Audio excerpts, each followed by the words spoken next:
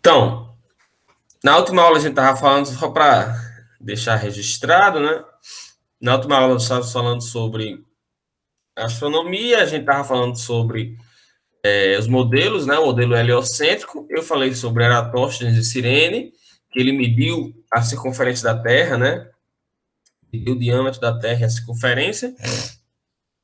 Expliquei como. E aí agora está para Nicolau Copérnico, né? Copérnico, ele foi um dos primeiros nomes a se destacar fortemente, né? Ele ensinava astronomia, né? Escreveu um livro chamado a Evolução dos Corpos Celestes. Note que Copérnico ele faleceu em 1543 e foi a data que ele lançou o livro. Então ele lançou o livro dele, onde ele explicava o modelo heliocêntrico dele, né?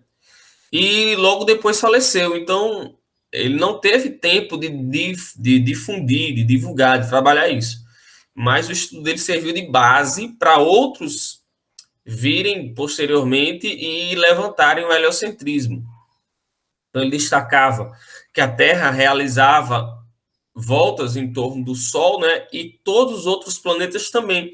Então, o modelo heliocêntrico foi tomando forma.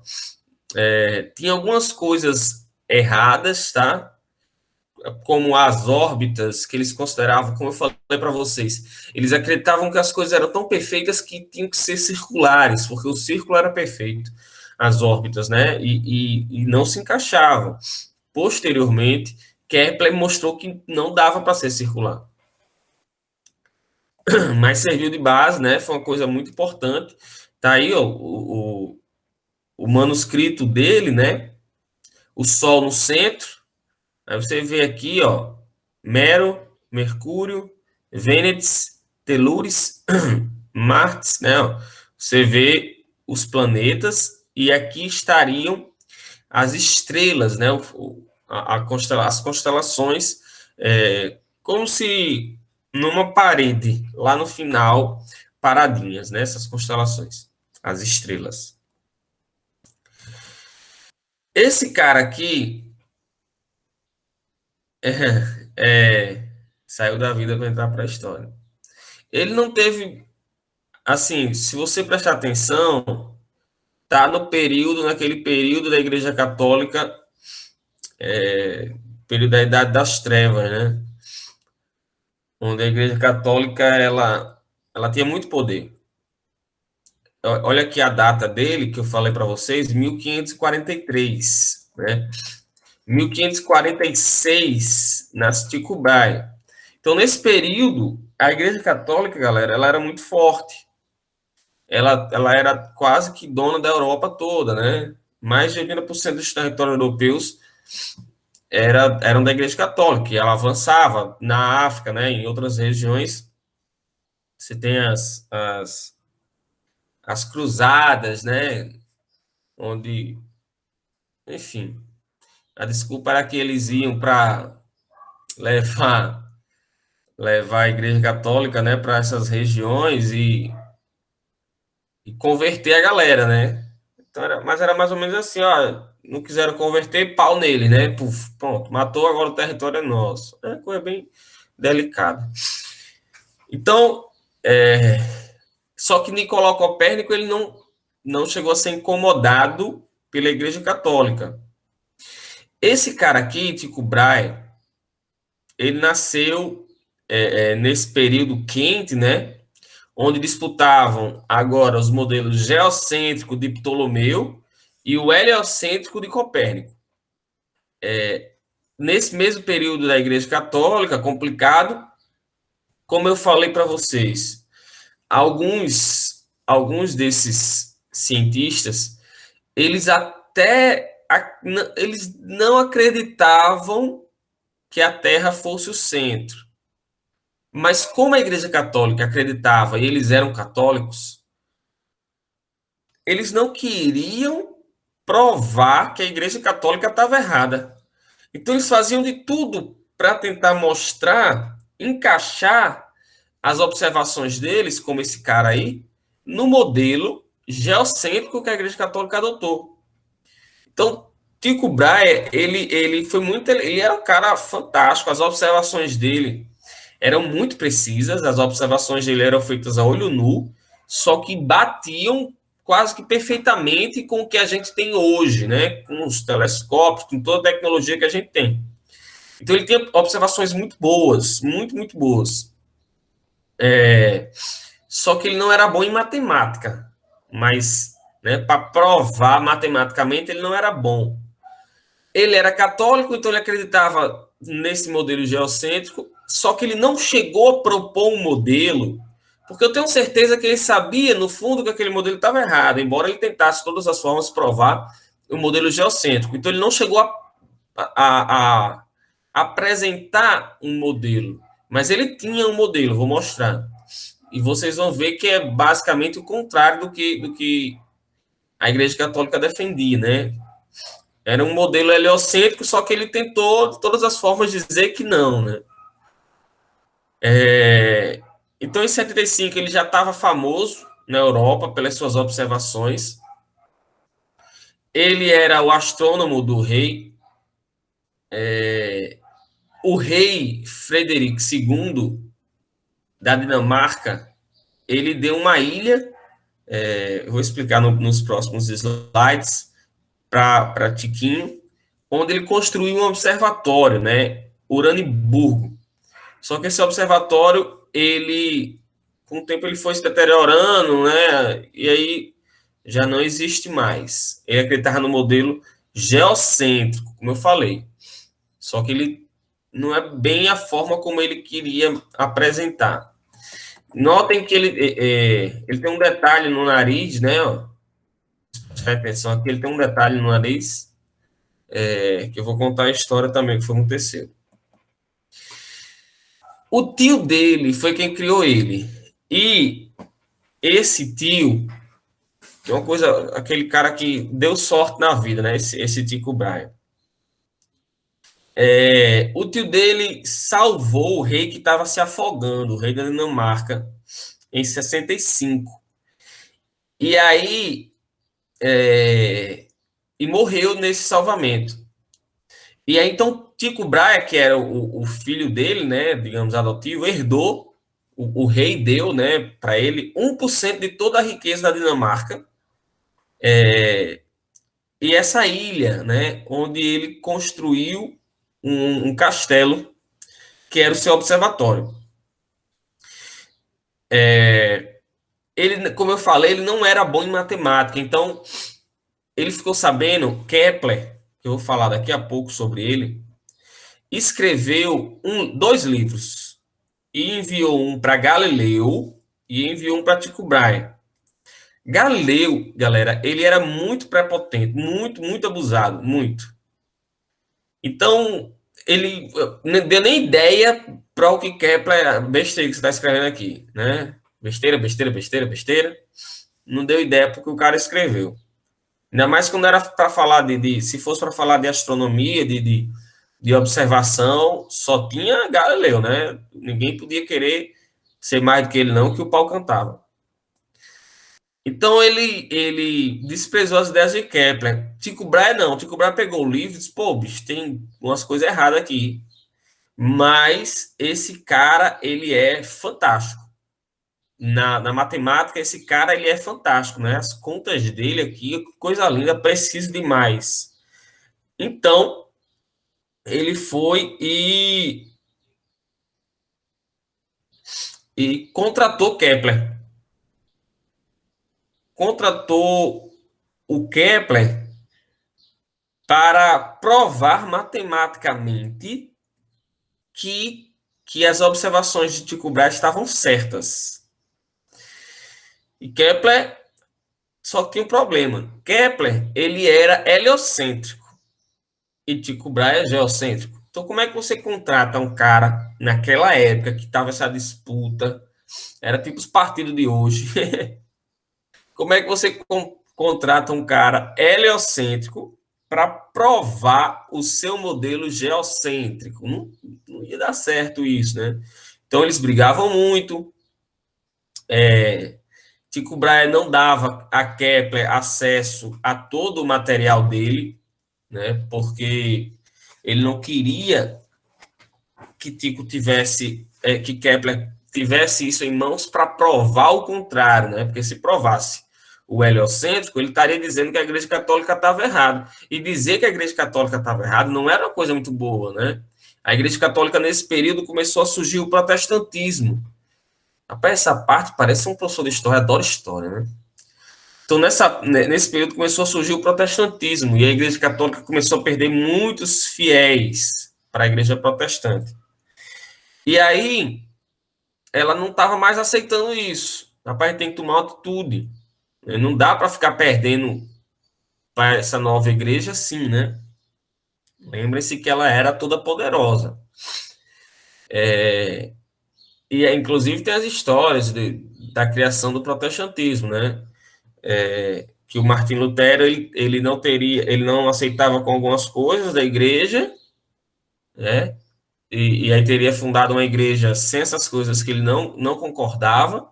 Ele era da igreja católica, né? E a outra história é que ele, aliado a isso, ele via a igreja, muito dinheiro entrando na igreja católica e nada ficando com eles, né? Então ele também queria uma parte desse dinheiro. Enfim, são histórias, não sei ao certo. Eu acredito que a primeira esteja certa, né? A segunda não posso afirmar. Então tá aqui o castelo dele, o observatório, né? Coisa linda lá na ilha, que com o tempo, próximo ao mar, né? Foi se estragando.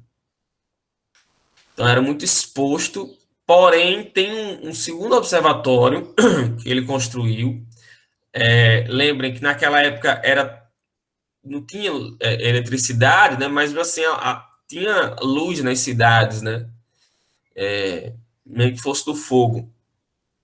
Então, isso incomodava. Ele precisava de um observatório num canto bem afastado, né? Por isso essa ilha. E era um local bem isolado, escuro, porque a observação dele era olho nu. Depois ele construiu esse segundo observatório, o Castelo das Estrelas, Sternburgo, é uma coisa assim, que existe até hoje. Eita, bexiga, hoje tem o jogo das meninas da seleção. Alguém sabe quanto deu? Alguém sabe? Procura. 4-0. Ou foi Foi cinco para a elas? zero Foi, o Brasil ganhou. Que bexiga. Show de bola. Rapaz, porque foi 5 horas da manhã. Ainda não. Mas eu vou assistir os jogos, os gols. Eu vou assistir os gols. Foi mesmo. Top demais. Rapaz, vocês estão por dentro de tudo, é? Vocês estavam assistindo? Eu acredito não, vocês estavam assistindo, não. Eu assisti, mas foi porque eu acordei cedo e foi muito bom, de verdade. Rei, ouça. Rapaz, que vocês estão enrocadas mesmo. Legal. Gostei mesmo. Eu lembro, do nada eu lembrei que ontem de noite eu vi a mulher dizendo que no jornal que ia ser hoje, né? 5 horas, quer dizer, 4h45. Eu tava doido pra ver, mas esqueci. Se tivesse lembrado, eu até tinha acordado pra dar uma olhadinha. Deu maior valor. Ixi, mano. Não, é bem aleatório os horários, viu, Kailane? É bem aleatório. Tem de madrugada, tem de noite. É bem doido o horário. Porque é 24 horas, né? Lá a diferença. Tá aqui o outro Professor, castelo. Oi. é o mesmo assunto de futebol. A amiga minha, ela estuda lá no Central, sabe? Aí passaram como atividade para eles assistirem o jogo e fazer uma análise sobre o jogo. Só não sei que matéria passou isso, mas passaram. Pois diga. O professor manda os boys acordar cedo para assistir, mas ele mesmo não acorda, né? Tenho certeza que ele não acorda. Continuando aqui, esse é o castelo, né? Que era subterrâneo. E ainda hoje existe. Olha aí, ó, o castelo no observatório. Olha ele. Olha ele. Essa entrada aqui, ó. essa entrada aqui, ó, essa aqui, ó. Estão vendo? Ó, aí, ó, esse negócio redondo, é esses dois aqui, ó, tá? E esse central aqui. Pronto. Esse é o castelo, esse é o observatório que ele utilizou e até hoje existe. Aí, não é? Aí tem algumas histórias. Eu, se fosse pertinho, a gente levava. Tem algumas histórias aí interessantes, né? Loucas, né? Na verdade. É, ele era um castelo, né? Então tinha as masmorras, tinha os negócios do castelo dele, só que tinha os aparelhos dele, a prensa de fazer o livro, que era uma coisa nem todo mundo tinha naquela época, né? Ele fazia o próprio livro. Tinha as masmorras dele, tinha os equipamentos científicos, né? Tinha, enfim, ele era bem equipado lá. E dizem que embaixo da mesa de jantar dele, ele morava um anão chamado Jeep, que ele dizia que era anão vidente, embaixo da mesa, para reparo. É, tem também, antes de falar disso daqui, tem também ele tinha um alce de estimação. E esse alce adorava não, o coitado do alce bebia, né, se embebedava durante as festas porque eles ficavam dando bebida pro alce. Um dia o alce, biritado, foi descer a escadaria do castelo, saiu rolando, né, e acabou morrendo nesse negócio. Dizem que em uma discussão, alguns dizem que foi em uma discussão com o seu primo, né, sobre uma fórmula matemática, e aí de uma forma bem madura, eles foram de resolver quem estava certo, quem estava errado, com uma disputa, um duelo. Uma maneira muito, né, de se resolver isso. E aí, nesse duelo, Tycho Brahe teria perdido o nariz com a espada, o cabo ele arrancou o nariz, e no lugar do nariz ele usava uma prótese, né, de metal. E por isso que nas fotos aparece um detalhe no nariz dele, né? Em geral era de latão, mas podia ser de ouro ou de prata, dependendo da ocasião. Ó, aparece, né, isso daqui, ó, né, no busto dele tem o narizinho dele pintado no bigodão. É... Pois é, né, Breno? Durante o jantar da com o rei da Dinamarca, e aí também não sei, não se sabe ao certo se foi bem assim, né? Tem várias histórias, sabe? E aí ele tem, durante as observações dele a olho nu, ele não gostava muito de deixar as observações para ir ao banheiro, por exemplo. Então ele ficava horas observando as coisas, segurando, prendendo o xixi. Então isso provavelmente teria dado a ele algumas infecções urinárias durante o tempo, né?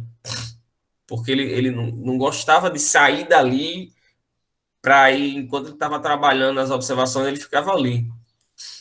E aí, disse que ele teria bebido vinho demais no jantar com esse rei, e que era falta de educação. Ele se levantar, pois é, Sabrina, ele se levantar antes do rei. E aí ele teria ficado se segurando, porque ia ser uma quebra de etiqueta, né? E aí ele acabou, alguns dizem, pegando uma infecção mais forte ali, a bexiga explodiu, enfim. Dias depois ele acabou falecendo. O, o Kepler, que era o assistente dele lá, acabou herdando todo o estudo todo o estudo de Tycho Brahe e virou o astrônomo, né? Ficou no lugar de Tycho Brahe. Todas as pesquisas. E aí, como ele confiava muito nas observações de Tycho Brahe, aquilo foi um prato cheio, porque eram precisas. Né? Pô, ele está certo nessas observações, ele só está errado no que ele está querendo fazer com isso. E aí, quando ele pegou essas observações, ele botou para frente e desenvolveu o estudo da gravitação, que são as 3 leis de Kepler. E aí, ó, como eu botei embaixo, né? Alguns dizem que quando ele morreu em 1601, teria sido envenenado pelo rei, né? O outro diz que foi pela bexiga lá, né? Por casos extraconjugais. Mas ninguém sabe. Outros dizem que teria sido envenenado por Kepler, porque Kepler queria tomar o lugar dele, então Kepler foi lá e envenenou o cara, né? Tem essas viagens aí, o que foi que aconteceu de fato. Já pesquisei, mas fica essa incógnita. Mas, enfim, a história do cara é bem diferente.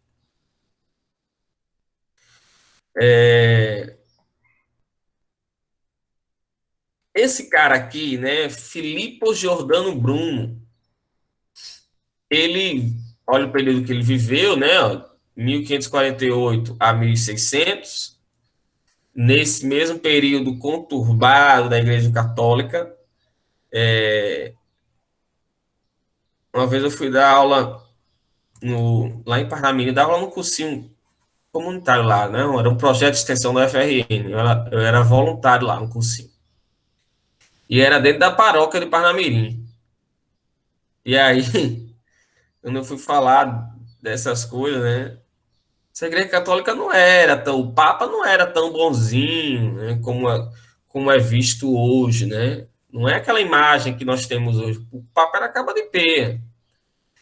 Aí essas coisas que eu estava falando, né, que eu já falei para vocês, do período conturbado e negro da Igreja Católica, aí tinha 2 meninas lá que ficaram revoltadas.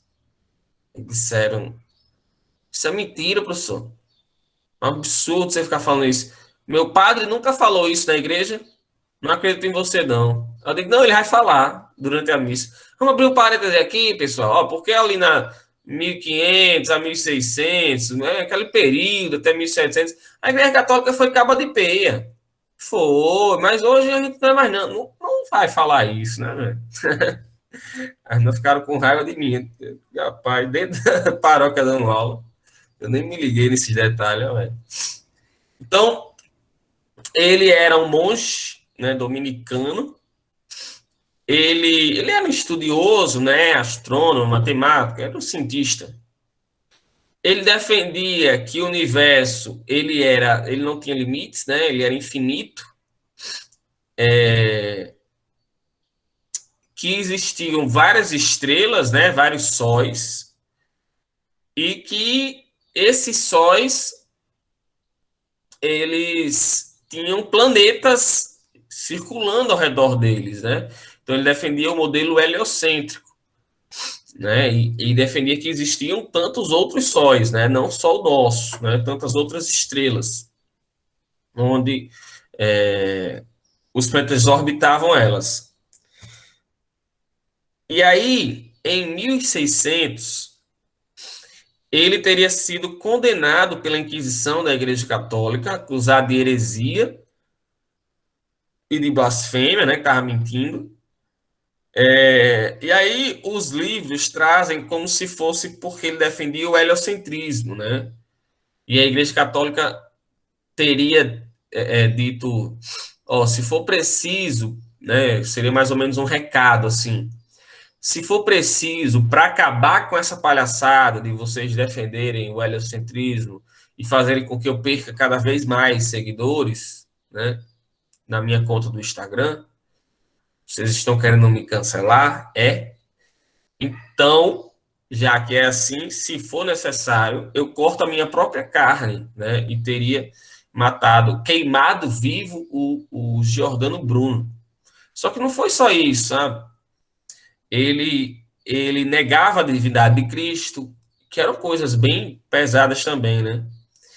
Ele dizia que Maria não era virgem, Não tem como é que a mulher nasceu uma criança e a mulher é virgem. Então, negava a divindade de Cristo, negava a virgindade de Maria e dizia que a Terra é que gira em torno do Sol, né? Defendia o modelo heliocêntrico. Juntou tudo isso daí e outras coisas mais que ele deve ter falado. A Igreja Católica ficou putaça com Giordano Bruno e queimou ele vivo, né? Inclusive, há alguns anos teve um doido, acharam no quarto de um doido uma estátua de Giordano Bruno e vários papéis com as coisas escritas, uma loucura, e o cara sumiu e foi toda aquela mídia em torno do desaparecimento desse cara, parece ser coisa de filme. Não sei se vocês chegaram a conhecer. Acho que vocês eram uns bebês, né? Vocês são ainda os meus bebês. Pois é, mas não. Embora a gente veja nos filmes, né, Luane? A Igreja Católica queimando as bruxas, também não era assim, não, sabe assim? Giordano Bruno, ele foi o único dessa leva de cientistas que foi queimado, sabe? Foi mais para causar um baque mesmo, de ruim, para a galera olhar e dizer, vamos pegar esse. Então, vamos escolher alguém para fazer o mal? Pronto, vamos pegar esse bicho aqui, vamos matar, queimar ele vivo para poder doer nos outros, os outros ficarem com medo e recuarem, né? Mas não deu certo, porque na frente deles veio um caba de pia chamado Galileu. Galileu era boy doido, curtia grafite, reggae das antigas, não tinha muita boquinha. O negócio dele era causar. Ele chegando, chutando com os dois pés na porta, né? Uou, cheguei e acabou. Galileu, olha o período, né, que ele viveu, né, de 64 até 1642, nasceu em Pisa, na Itália.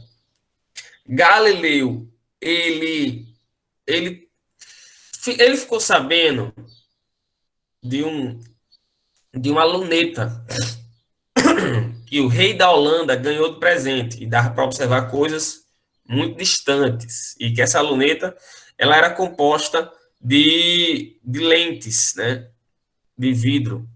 Então, Galileu construiu a sua própria luneta, só que com o perfeccionismo dele, ele aumentou a potência dessa luneta e aí virou um telescópio, a gente chama de telescópio simples, em 30 vezes, né? Então virou um telescópio, algo que era para ver o horizonte, agora estava vendo a Lua. Então ele conseguiu observar a Lua, ele viu que a Lua tinha crateras, que a Lua não era perfeitamente lisa, que a Igreja Católica defendia também, né? Que a Igreja era lisa, que a Lua era lisa.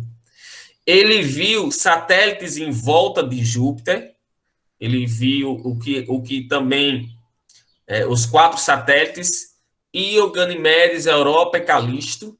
Ele desenhou isso. Ele desenhou as orelhas de Júpiter, que ele chamou, né, que eram os anéis de Júpiter, ele não sabia o que era aquilo. Ele disse que o planeta Vênus, ele viu que o planeta Vênus apresentava fases igual a Lua, Lua cheia, Lua nova, Lua crescente, Lua minguante. Ele viu que Vênus também tinha suas fases, e ele foi juntando várias coisas a favor da teoria heliocêntrica, né? As várias observações que ele fez levavam ele à teoria heliocêntrica. Ó, a Terra não tem como estar no centro. Quem está no centro é o Sol. Então, aí, como eu falei, ele era tão prepotente que ele dizia que ele tinha inventado o telescópio. Só que ele não inventou, ele aperfeiçoou uma luneta e virou o seu telescópio simples, né? E ele tomava isso para ele. Teve um outro cara que fez um telescópio também, independente de Galileu, fez o próprio, e fez algum estudo sobre a Lua. E Galileu chegou e foi requisitar, foi brigar com o cara, dizendo que aquele estudo, o cara tinha que colocar o nome de Galileu naquele estudo, porque o telescópio foi eu que inventei, e você utilizou a minha invenção, então você tem que dizer que esse trabalho é meu. Olha que bicho abusado da porra, né? Aí o cara, não, amigo, que história é essa? Eu fiz meu próprio telescópio aqui, eu não tenho que lhe dar meu estudo, não. Então, Era bem boy doido mesmo, entendeu? Bem grafite das antigas. Aí tinha um detalhe: o Papa era amigo de Galileu de infância. E a Igreja Católica, a Inquisição, deu uma advertência a ele: ó, Galileu, você pode fazer os seus estudos, mas você não pode difundir isso como, como uma certeza. Né? Você não pode divulgar, difundir o estudo heliocêntrico. Está errado. Você sabe que está errado. Então, eu não quero que você saia divulgando isso. Você pode fazer o seu estudo caladinho. Mas, se você disser que isso é verdade e sair divulgando para os outros, vai levar pau. Tá entendido? A galera, tá tranquilo, meu filho. Se estresse com isso, não. Então, em 24, o Papa permitiu que ele escrevesse, né, estudos sobre a teoria de Copérnico, que era o modelo heliocêntrico, né, uma hipótese. Né, você pode. Copérnico não chegou a sofrer essa pressão na Igreja Católica. Sim, nesse meio tempo, tinha algumas regiões da Igreja Católica que não tinha tanto poder. E no início, onde Galileu estava, se ele continuasse lá, ele teria conseguido fazer o seu trabalho sem problema nenhum. Só que ele foi procurando lugares maiores, ele queria ganhar dinheiro, ele gostava de dinheiro. É tanto que ele chegou no Senado de Veneza, foi para Veneza, chegou no Senado de Veneza, subiu na torre mais alta e disse: ó, chamou os caras, vocês estão vendo alguma coisa ali no horizonte? Não estão vendo nada. Agora olhem pelo meu telescópio, né? Pela minha luneta. Os caras, pá, quando olharam, tinha um navio lá no fundo que eles não conseguiam ver a olho nu. Aí Galileu. Aí os caras, pô, velho, tô vendo um cara lá, um navio lá não sei aonde, não dá nem pra ver olho nu. Aí Galileu, Agora imagina aí se os teus inimigos botam a mão nessa luneta antes de vocês. Hein? O que é que vocês acham de comprar ela? Hã? Ou então vendo pro inimigo. Aí o Senado de Veneza. Eu acho melhor a gente comprar. Eu acho que foi uma ameaça. Vamos comprar essa tecnologia. Aí, dessa forma persuasiva, né, dele conversar, ele vendeu a sua luneta para o Senado e ganhou uma cadeira lá, né? E começou a ganhar seu dinheiro. Começou a ganhar seu dinheiro. Só que ele queria mais, queria ganhar mais. Sempre ele queria mais. É meio abusado. Ganhou a vaga fácil. E aí ele foi para um local que a Igreja Católica dominava, né? Então ele acabou sendo julgado pela igreja. Aí a primeira vez que ele foi chamado no tribunal, ele negou, né? Disse, não, tá tranquilo, pode deixar que eu vou, é só estudo. Quando ele lançou o livro dele, vou mostrar já já, ele, naquela época, se você fosse lançar alguma coisa, cientista, alguma coisa, um livro, né, científico, você tem que lançar em latim, que é a língua mais culta da elite. Mas Galileu não. Como eu falei, boy doido, lançou em quê? Em italiano. Porque ele queria que todo mundo lesse mesmo, o cabaré formasse. Tinha conversa não. Boy doido mesmo, tô dizendo a você. Então, em 33 ele foi julgado de novo. E aí, condenado pelo Tribunal da Inquisição por heresia. E aí, como o Papa era amigo dele, disse, rapaz, é o seguinte, eu sou muito seu amigo, então a sua pena vai ser leve. Você vai ficar preso, exilado na sua própria casa. Sim, porque ele disse que a terra. Aí na hora que ele saiu do tribunal tem uma frase, né? Só você vai ter que negar que a Terra é o centro, senão que o Sol é o centro, senão você morre. Aí ele, não, quem está no centro é a Terra. Eu nunca disse que era o Sol, nunca disse que era o Sol, porque naquela época ele acreditava que que a Terra estava no centro e parada. Então ele disse: não, quem está no centro é a Terra mesmo. Poxa, que história é essa que vocês estão falando? Nunca, nunca, o Sol tá doido. Aí, quando ele sai do tribunal, ele diz assim: no entanto, ela gira. Né? Tudo bem, se você quiser dizer que ela está no centro, ela está no centro. Mas você não pode negar que ela gira, a Terra gira. Ele teria dito essa frase quando saiu do tribunal. No entanto, ela gira. Então, ele ficou preso. é, Ele ficou preso em sua própria casa, inclusive já no finalzinho da sua vida, um cara que foi seu discípulo foi lá ajudar ele, chamado Torricelli, né, que tem um papel muito importante na física, também na parte de movimento uniformemente variado.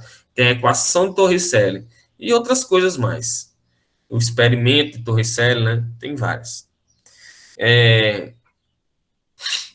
Então ele ficou preso, morreu cego, então ele observava o Sol para fazer estudos e acabou ficando cego. Eu não botei aqui, não. Mas o que levou ele a ser condenado é que o livro que ele escreveu, o diálogo, são três pessoas discutindo, três amigos. Um cara muito inteligente e defensor do modelo heliocêntrico, um cara muito burro, defensor do modelo geocêntrico, e um cara inteligente, porém neutro, que estava ali observando a conversa. Os cardeais do Papa pegaram esse livro, leram e entenderam da seguinte forma: o inteligente era Galileu, o burro era o Papa e o outro cara era qualquer outro cara. E chegaram para o Papa: olha, Papa, Galileu está dizendo que tu é burro porque tu defende o geocentrismo. Era isso que Galileu escreveu? Não necessariamente, mas essa era a intenção. Essa foi a intenção. E aí o capa ficou muito puto, né? Pô, velho, já lhe salvei uma vez, dessa vez não tem mais como salvar. E aí ele foi condenado. E aqui, ó, Galileu foi até de 1564 a 42. Kepler foi de 71, ele nasceu depois de Galileu, né? E morreu mais cedo que Galileu. Galileu viveu um bocado, viu? Era um boy doido, mas era um boy doido que cuidava da vida dele, né? Kepler, como eu falei, ele foi contratado para ser o matemático de Tycho Brahe. Tá aqui, ó, Kepler e Tiquinho ao fundo, né?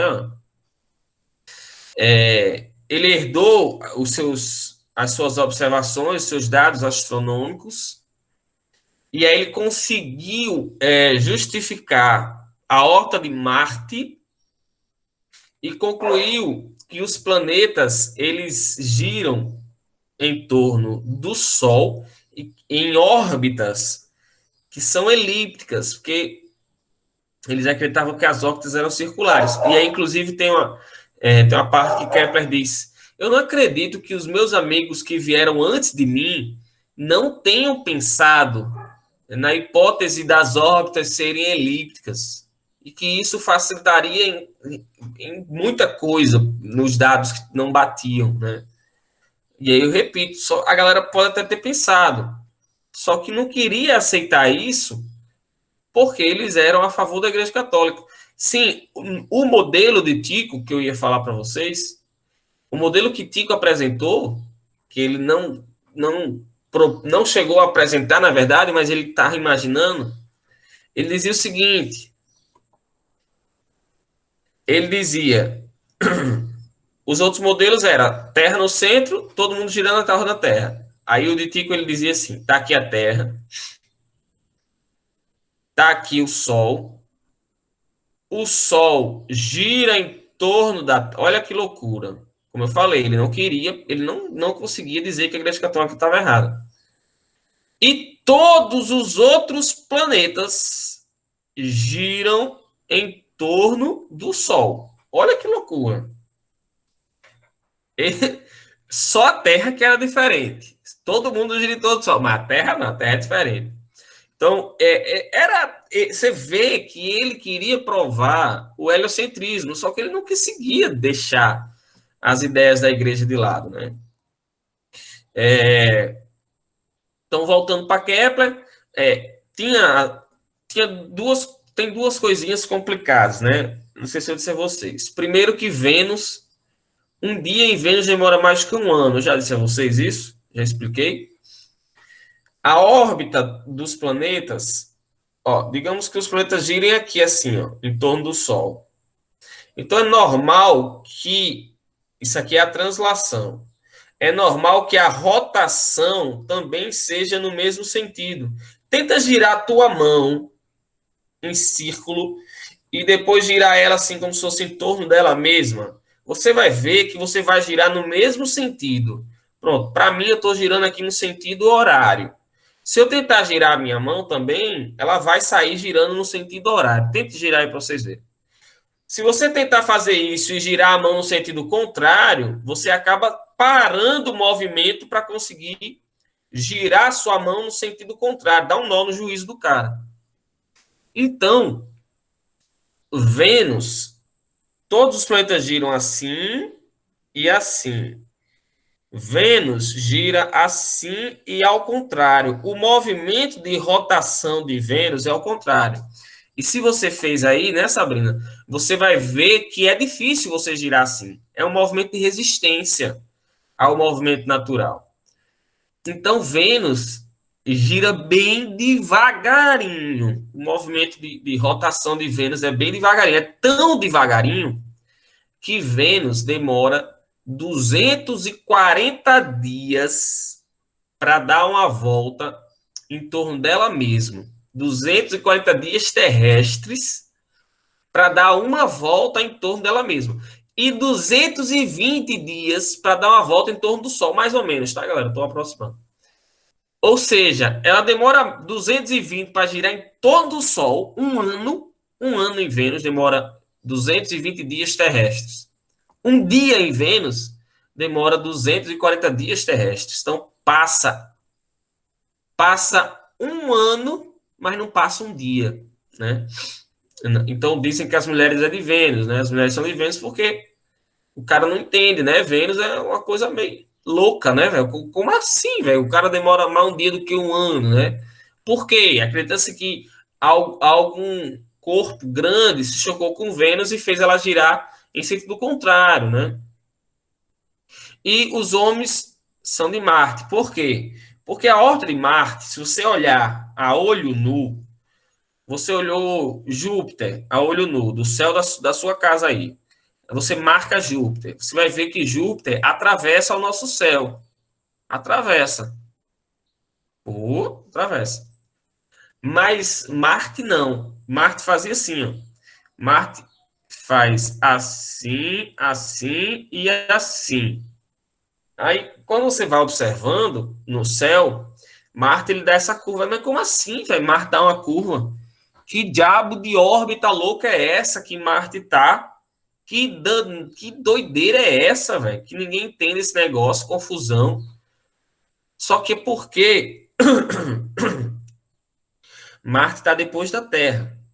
E aí, essa explicação só veio considerando a órbita como sendo elíptica, né? Achatada, e não círculo perfeito, achatada.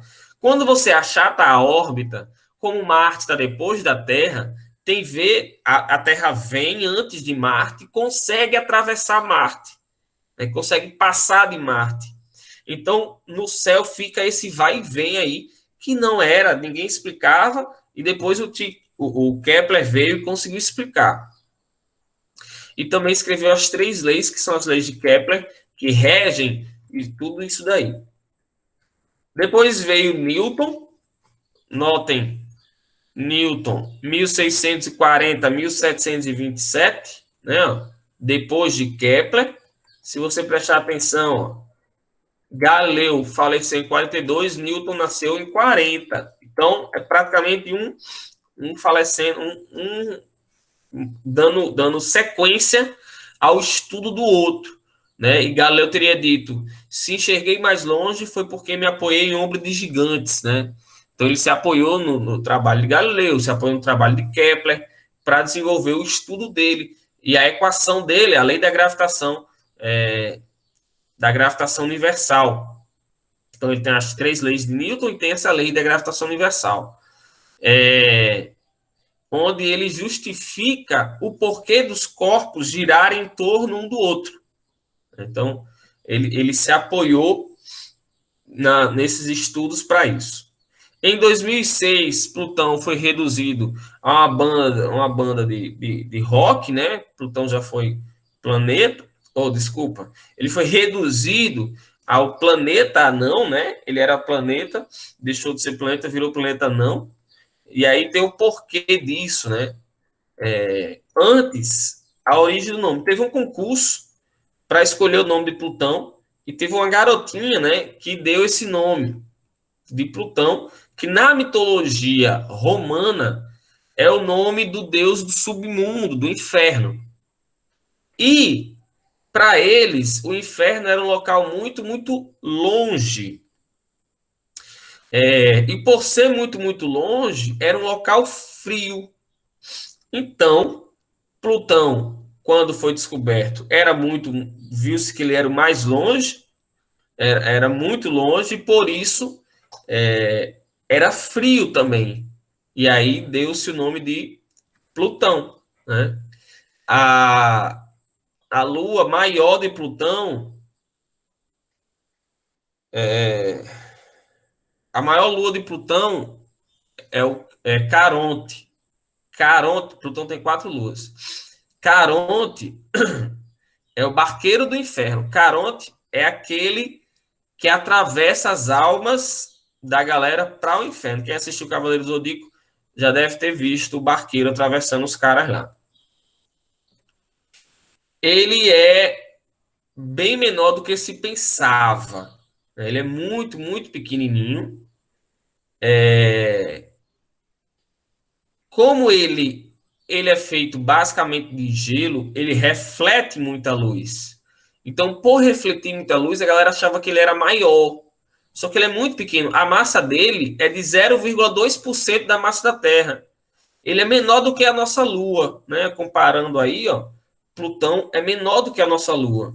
Se você pegar Plutão e Caronte e colocá-los lado a lado, eles cabem dentro do mapa dos Estados Unidos.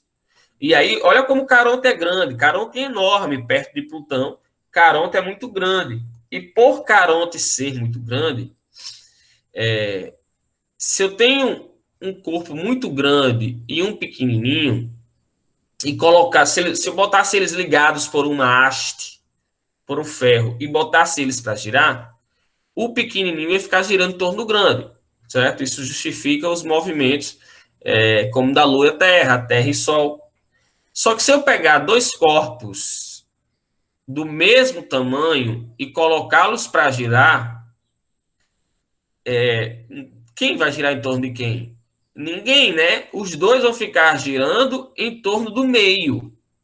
O que acontece com Plutão e Caronte é isso. Caronte não é tão grande como nessa imagem, mas eles ficam girando em torno de um ponto em comum que está fora de Plutão.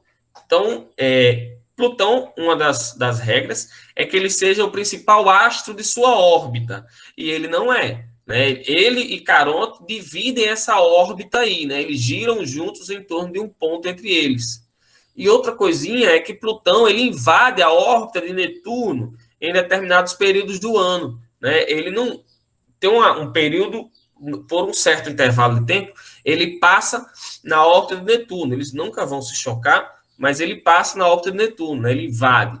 Então, por conta disso, ele foi rebaixado, que não tem muita diferença, é só uma classificação mesmo. Beleza?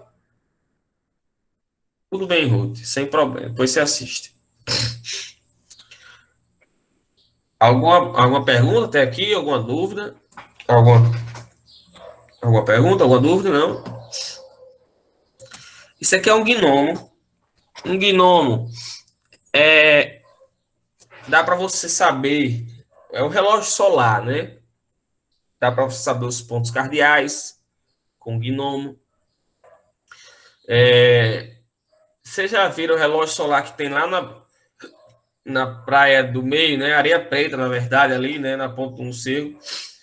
Tem um relógio solar que o cara olha para aquilo ali e não faz ideia como é que aquele negócio funciona, né? O relógio solar ele não funciona circulando ao redor dele, ele funciona só ali na frente. E a mesma coisa aqui, ó. A gente sabe que o Sol ele nasce numa determinada. A gente tem as posições, né? Norte, sul, leste, oeste. Então ele nasce no leste, se põe no oeste. A gente tem essa ideia. Então você pega o local onde ele nasceu, vai ser feita uma sombra aqui, ó. Pá. Bota um pauzinho no meio do terreiro, bem grande, bem aberto, para não ter nada que interfira na luz do sol. 6 horas da manhã. Aí, quando for 18 horas, você vai e marca a sombra do sol. Pá. Pronto. Aqui, ó, eu tenho o sol da manhã, o sol no final da tarde. Aí eu faço aqui uma cruz, ó. Ligo esses pontos. Eu tenho leste, oeste, norte e sul. É uma forma de você se localizar. Mas também posso usar para o relógio solar, né? Eu pego aqui o ângulo que isso aqui está fazendo. Esse ângulo aqui eu vou medir por quantos graus ele dá, ele tem aí, certo? E eu vou dividir esses graus de acordo com as horas. Divido esses graus por 12 horas, né? Porque é o tempo que esse relógio vai estar funcionando. Então, digamos que deu 120 graus, tá? Essa abertura. Se eu dividir por 12, cada hora vai ser representada por 10 graus. Então, cada 10 graus que passar aqui, ó, é uma hora, né? 12 horas. Aí pá, pá, pá, pá, até você completar as 12 horas aí. Também dá para você. Ah, legal. Aí eu teria que medir, tá, Sabrina? Teria que medir. Ou se fosse num local onde você não tem como medir isso daí, você vai no olho, né? Você vai medir lá a distância entre as sombras, e esse ângulo aqui, você traça aqui no meio é meio-dia, né? Ó, vamos supor que aqui no meio seja meio-dia, então daqui para cá é entre 6 e meio-dia, daqui para cá é entre meio-dia e 6 da noite, né? E 18 horas. Então você vai a olho tentando identificar que horas são. Dá para você saber a estação do ano, né? Você bota esse. O Sol, ele percorre alturas diferentes ao longo do ano. Então, por exemplo, quando é verão, o Sol está passando no ponto mais alto possível. Se eu botar aqui o meu pauzinho aqui, ele vai fazer uma sombra bem pequenininha quando for verão, porque o Sol está no ponto mais alto. Quando for inverno, o Sol passa no ponto mais baixo, que é agora nós estamos no inverno, o Sol está passando mais baixo, está anoitecendo mais cedo. Então, o Sol ele se põe mais cedo, ele fica pouco tempo no céu, portanto, a sombra do pauzinho acaba aumentando de tamanho. Aqui eu já consigo identificar as estações do ano. Quando a sombra estiver grande, é inverno. Quando a sombra estiver pequena, é verão. E no meio do caminho entre eles dois é a primavera e o outono. Dá para fazer isso também. Ó, no verão, o sol ele passa bem baixinho. Desculpa, no inverno, o sol ele passa bem baixinho. Então tem pouco tempo de luz. Amanhece mais tarde e anoitece mais cedo. E tá mais frio por conta disso, porque o sol ele não tá no céu por muito tempo para aquecer, né? Então tá mais frio. No verão, o sol passa mais alto. Olha como ele passa alto no verão. Verão. Uau! Muito tempo de sol. Amanhece mais cedo e anoitece mais tarde. No verão aqui anoitece 5h30. No inverno anoitece 5h30. No verão, para a gente, anoitece 6 horas, né? Não tem uma diferença tão grande. Mas se você for para o sudeste, para o sul, você vai ver que anoitece de 8 horas. Eu estava Eu fiz uma viagem para Minas Gerais e eu vi que anoitecia de 7 horas. 7 e pouco anoitecia, né? No verão. Então, São Paulo, 8 horas. Tem região que você tem 8, 9 horas e ainda está claro, né? Ainda está claro. Porque eu tenho muito tempo de sol, muito tempo de luz. Então, tá aqui, ó. Verão, primavera e outono e aqui o inverno. Beleza? Alguma pergunta? Professor, é como em João Pessoa. João Pessoa é bem pertinho daqui, né, de Natal. Só que dizem que lá o sol nasce primeiro do que aqui. Tipo, do que em todas as cidades do Brasil. Lá é onde nasce primeiro. Show, pronto. Então você tem a claridade chegando primeiro lá, né? E aí, por ele nascer, por ele percorrer, ter percursos diferentes no céu, o Sol, ele anda na linha do horizonte. Não sei se vocês já perceberam isso. Então, essas fotos foram tiradas da mesma posição ao longo de um ano. Então, no inverno, o Sol estava aqui. Primavera, verão. Olha como ele andou. Aí depois ele volta. Outono, inverno. Então, o Sol, ele percorre caminhos diferentes, só que ele também nasce em posições diferentes. Se vocês prestarem atenção nisso, se vocês olharem onde o Sol está se pondo na sua casa, ou onde o Sol está nascendo, pronto, ele está se pondo em cima da casa de Zezinha. Pá. Quando for daqui a 3 meses, ele não vai mais estar se pondo em cima da casa de Zezinha. Já vai estar se pondo em cima da casa daquele outro cabo que eu não gosto dele. Então você vê que o Sol, ele anda na linha do horizonte. É legal vocês observarem isso. Na linha do Equador, se a gente fosse para a linha do Equador, a gente não ia ver essa diferença de claridades. A gente tem Sol 12 horas durante todo o ano.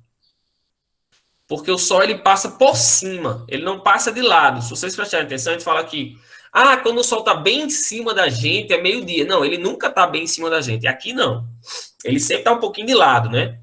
Mas na linha do Equador, ele passa assim, bem em cima, sempre. Né? Que eu estou na linha do Equador. Se eu for para os polos, né?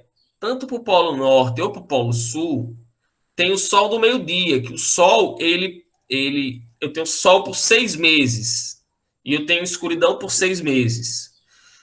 O Sol, ele não como eu estou no polo, o Sol, ele não passa, ele só fica circulando aqui.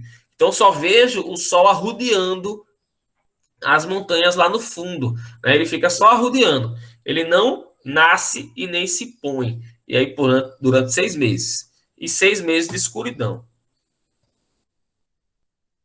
Aqui é para você descobrir onde é o sul através do Cruzeiro do Sul. Todo mundo fala do Cruzeiro do Sul. Então, no Cruzeiro do Sul, você pega 3 imagens, lá vem o Cruzeiro do Sul. Pá, eu olhei onde é que ele estava aqui, depois daqui a 1 hora eu olhei onde é que está, daqui a 2 horas eu olhei onde é que ele estava. Pá, aí eu vou e faço aqui uma linha imaginária dessas posições de onde eu vi o Cruzeiro do Sul e traço uma reta, e essa seta para baixo vai apontar onde está o sul. Porque todo mundo diz assim, o Cruzeiro do Sul aponta para o sul. Aponta, mas não é de qualquer forma. É ligando esses pontos aqui, ó, emendando tudo, eu tenho o Cruzeiro do Sul apontando para o sul. Você consegue identificar o Cruzeiro do Sul?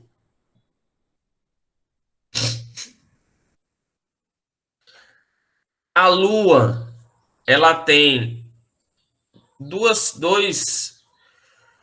períodos. Ela tem um período que é a diferença entre duas luas cheias, que dá mais ou menos 29 dias e meio, e o período de translação da Lua, que é uma volta em torno da Terra, que dá mais ou menos 27 dias. Esses períodos eles não coincidem, né? A diferença entre duas luas cheias e o tempo para girar em torno da Terra, eles não coincidem da Lua. Aqui foi a sonda Juno que foi lançada, olha que legal, em 2011, em direção a Júpiter. Se você tentar lançar ela em linha reta, ela não vai chegar lá nunca, porque ela não tem combustível suficiente para isso. Então, o que é que eles fazem? eles lançam, fazem como um bumerangue. Ela volta, passa próximo à Terra, ganha impulso pelo campo gravitacional da Terra, ela é impulsionada e jogada de volta para Júpiter. E aí, ó, ela vai em direção a Júpiter e chega em Júpiter. Fantástico. Isso aqui é um analema. O que é um analema? Se você tirar uma foto do Sol de 10 em 10 dias, do mesmo local, com a câmera parada durante um ano, 10 em 10 dias. Tirou hoje, pá, daqui a 10 dias você vai lá e tira. Pá, deixa lá a câmera. Pá, 10 dias, 10 dias, 10 dias, 10 dias. Essas várias fotos, elas vão se juntar e vão formar esse símbolo do infinito, que é chamado de analema. Aí eu tenho entre 30 e 50 fotos do Sol em posições diferentes. Isso prova que o Sol, ele anda, percorre caminhos diferentes durante o ano. E aqui é muito legal. Às 10 horas de hoje eu fui lá e tirei uma foto. Daqui a 10 dias, às 10 horas, eu fui lá e tirei uma foto. Então, sempre no mesmo horário. E aí você começa a ver que o Sol, ele vai percorrendo trajetórias diferentes no céu. Quando ele está no ponto mais baixo, é o inverno. Quando ele está no ponto mais alto, é o verão. E aqui no meio, eu tenho a primavera e eu tenho o outono, quando o Sol está passando aí pelo meio. É fantástico isso. Fantástico, fantástico, fantástico. Aqui eu tenho uma analema na Antártica. Como eu disse, são só 6 meses de Sol, então só tem a parte de cima do analema, não tem a parte de baixo.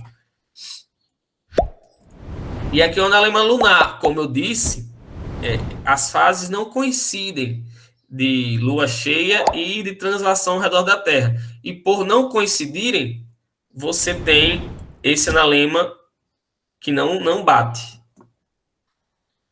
São analemas. Aqui eu tenho o analema do eclipse solar, só para finalizar. E aqui eu tenho o analema em Marte.